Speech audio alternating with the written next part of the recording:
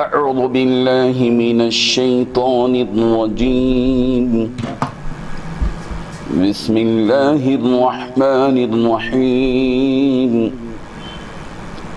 أولما أصابتكم مصيبة قد أصبتم مثليها قلتم أنى هذا قل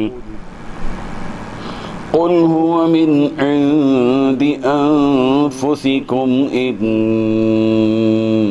الله على كل شيء قدير صدق اللہ العظیم۔ حاضرین و ناظرین، یہ درس نمبر 293 ہے، 293 سورہ آل عمران کی آیت نمبر 165 کی تلاوت کی گئی۔ لفظی ترجمہ دیکھیے، اولما کیا جب، اصابتکم پہنچی تمہیں، مصیبت مصیبت تکلیف،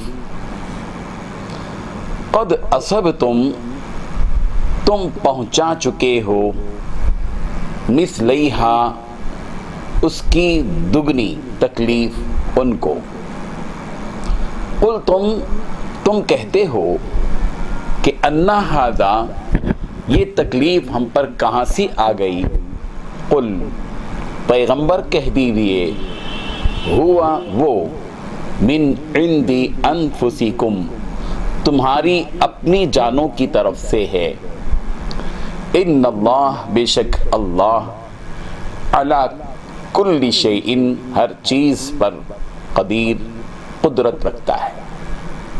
ترجمہ یوں ہے، جب تمہیں ایک ایسی مصیبت پہنچی جس سے دگنی مصیبت تم دشمن کو پہنچا چکے تھے، تو کیا تم ایسے موقع پر یہ کہتے ہو کہ یہ مصیبت کہاں سے آ گئی؟ کہہ دیجئے پیغمبر کہ یہ خود تمہاری طرف سے آئی ہے، بے شک اللہ ہر چیز پر قادر ہے۔ بزرگان محترم،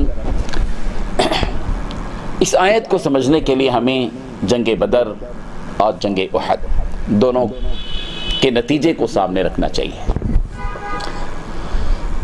جنگ بدر میں دشمن کو شکست ہوئی، مسلمانوں کو فتح ہوئی، کامیابی ملی، اور ان کے قیدی 70 ہلاک ہوئے، 70 قیدی بن کر آئے۔ جنگ احد ہوئی تو عارضی طور پر مسلمانوں کو شکست ہوئی،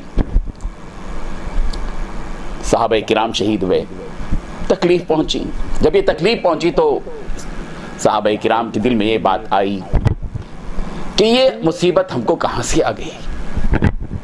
تو اللہ تبارک و تعالیٰ نے بطور تسلی کے اور متوجہ کرنے کے، متنبہ کرنے کے لیے یہ بات بتائی کہ تم ذرا اس بات پر غور کرو کہ اولما اصابتکم مصیبت، کہ جب تم کو مصیبت پہنچی تو تم غور تو کرو کہ جتنی مصیبت تم کو جنگ احد میں پہنچی، تم جنگ بدر میں دشمن کو، اپنے دشمن کو اس سے دگنی تکلیف پہنچا چکے ہو، تو تم کو اس پر کیوں اتنا زیادہ افسوس ہے؟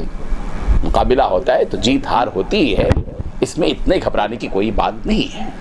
اور یہ بات یاد رکھو کہ وہ جو اس جنگ احد میں تم کو تکلیف پہنچی، حالات جو تمہارے اوپر آئے، وہ من عند انفسکم تمہاری وجہ سے ہی ہوا۔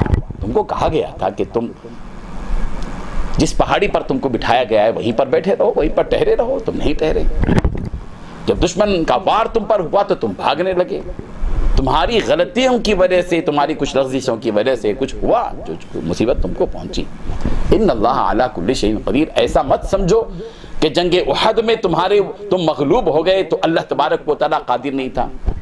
اللہ تبارک و تعالیٰ ہر چیز پر قادر ہے، تم کو غالب کرنے پر بھی قادر ہیں، تم کو مغلوب کرنے پر بھی قادر ہے۔ ان اللہ علی کل شیء قدیر، بے شک اللہ ہر چیز پر قادر ہے۔ اس آیت سے مسلمانوں کو اس بات کا سبق ملتا ہے کہ زندگی میں جو حالات آتے رہتے ہیں، مصیبتیں آتی ہیں، مشکلات آتی ہیں، بیماریاں آ جاتی ہیں، کمزوریاں آ جاتی ہیں، تکلیفیں آ جاتی ہیں، بلائیں آ جاتی ہیں، حادثات کا آدمی شکار ہو جاتا ہے، مختلف قسم کی الجھنوں کا شکار آدمی ہو جاتا ہے، عجیب عجیب حالات آتے ہیں۔ ایسے وقت میں مومن اور مسلمان کی نگاہ اللہ تبارک و تعالیٰ کی قدرت، اس کی طاقت پر ہونی چاہیے کہ میرا رب میری ان ساری مصیبتوں کو پھیر سکتا ہے، پلٹ سکتا ہے، حالات پلٹ سکتے ہیں۔ تلک الایام نداولها بین الناس، یہ قدرت کا نظام ہے کہ اللہ تبارک و تعالیٰ حالات ایک جیسے نہیں رکھتے، مشکل کے بعد آسانی، آسانی کے بعد مشکل، یہ قدرت کا نظام ہے۔ ان مع العسر یسرا فإن مع العسر یسرا ان مع العسر یسرا، یہ جو نظام ہے اللہ تبارک و تعالیٰ کا ہے، اور اللہ کے ہر فیصلے میں حکمت ہے۔ اللہ تعالیٰ ہم سب کو اس کے ہر فیصلے پر راضی ہونے کی توفیق عطا فرمائے۔